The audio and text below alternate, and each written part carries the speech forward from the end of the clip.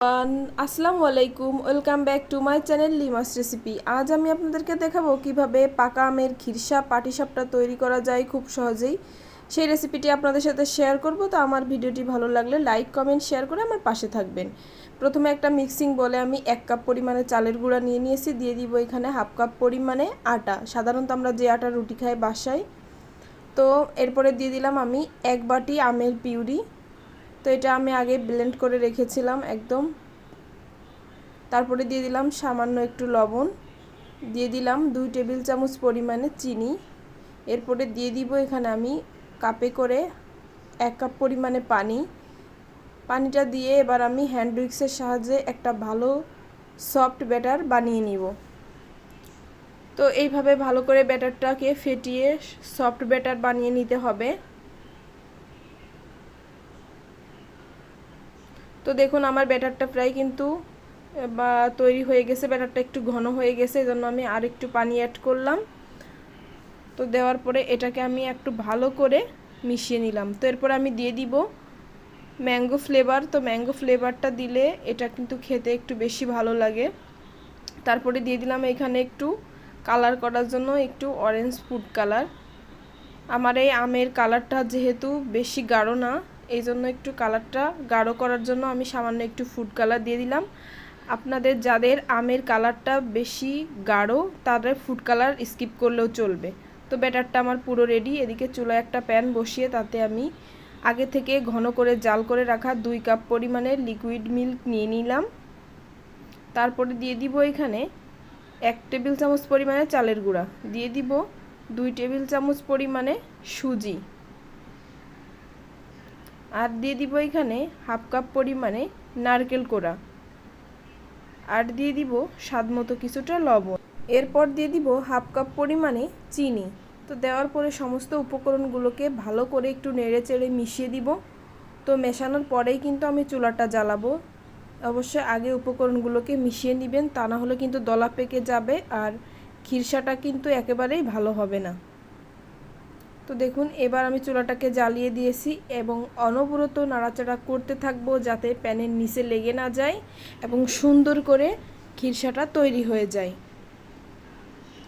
তো দেখুন এইভাবে জাল দিতে থাকবেন আর অনবরত নাড়াচাড়া করতে থাকবেন। দেখুন ঘন হতে শুরু করেছে আমার অলরেডি, কিছুক্ষণের ভিতরে এটা ঘন হয়ে যাবে। তো ফ্রেন্ডস, যারা আমার চ্যানেলে নতুন, আমার ভিডিওটি যদি ভালো লাগে এরকম নিত্য নতুন রেসিপি পেতে অবশ্যই আমার চ্যানেলটিকে সাবস্ক্রাইব করে আমার পাশে থাকবেন এবং আপনাদের গুরুত্বপূর্ণ মতামত কমেন্ট বক্সে অবশ্যই আমাকে জানাবেন এবং ডেসক্রিপশন বক্সে অবশ্যই একবার ঘুরে আসবেন। তো তাহলে ওখানে আমার পুরো ভিডিওর লিঙ্কটা দেওয়া থাকবে। তো দেখুন আমার কিন্তু পাটিসাপটার যে পুরটা, সেই পুরটা কিন্তু আমার রেডি হয়ে গেল। এবার আমি দিয়ে দিলাম এরপরে 1 চামচ পরিমাণে ঘি। এই ঘিটা দিলে আমার কাছে ফ্লেভারটা ভালো আসে, এই জন্য যখন খিরসাটা রেডি হয়ে গেছে তখন চুলাটা বন্ধ করে আমি এই ঘিটা এর সাথে মিশিয়ে দিলাম ভালো করে। তো মেশানো হয়ে গেলে এবার একটা প্লেটে তুলে আমি সাইডে রেখে দেব। এদিকে চুলায় আমি আরও একটা প্যান বসিয়ে দিয়েছি, দিয়ে দিলাম 1 টেবিল চামচ পরিমাণে ঘি। তো আপনারা চাইলে এখানে সাদা তেলও দিতে পারেন, আমার কাছে ঘির ফ্লেভারটা ভালো লাগে বলে আমি ঘিটাই ব্যবহার করেছি। তো ঘি দেওয়ার পর টিস্যু দিয়ে একটু ভালো করে চারু সাইডটা লাগিয়ে দিলাম। এরপরে দিয়ে দিব দেখুন 1 চামচ পরিমাণে দিয়ে দিব। তো দেওয়ার পরে প্যানটাকে ঘুরিয়ে ঘুরিয়ে এভাবে দিতে হবে, এভাবে ঘুরিয়ে ঘুরিয়ে দিতে হবে। তো দেখুন আমার কিন্তু কালারটা কিন্তু চেঞ্জ হয়ে আসছে, তার মানে আর চারু সাইডটা আমার ছাড়তেও শুরু করে দিয়েছে। তার মানে আমার পাটিসাপটার জন্য রুটিটা রেডি হয়ে গেছে। এবার আগে থেকে যে পুরটা আমি তৈরি করে রেখেছিলাম সেখান থেকে কিছুটা পুর আমি এই রুটির উপরে দিয়ে দিব। দেওয়ার পরে তারপরে ফোল্ড করে নিব এটাকে। তো এটা কিন্তু তৈরি করা খুব সহজ এবং এখন যেহেতু আমের সিজন চলছে তাই অবশ্যই বাসায় একবার এই রেসিপিটি ট্রাই করে দেখবেন কতটা মজার। তো এরপরে আমি স্পেশালা দিয়ে এটাকে ঘুরিয়ে ঘুরিয়ে পাটিসাপটাটার শেপটা দিয়ে নিচ্ছি। তো দেখুন আমার পাটিসাপটাটা রেডি। এবার আমি এটাকে একটা প্লেটে তুলে নিব। তো দেখুন পাটিসাপটা কিন্তু এর থেকে বেশি কুক করতে হয় না। আমার পাটিসাপটাটা রেডি হয়ে গেল। সেম একইভাবে আমি আরও একটা ফোল্ড করে আপনাদেরকে দেখিয়ে দিলাম।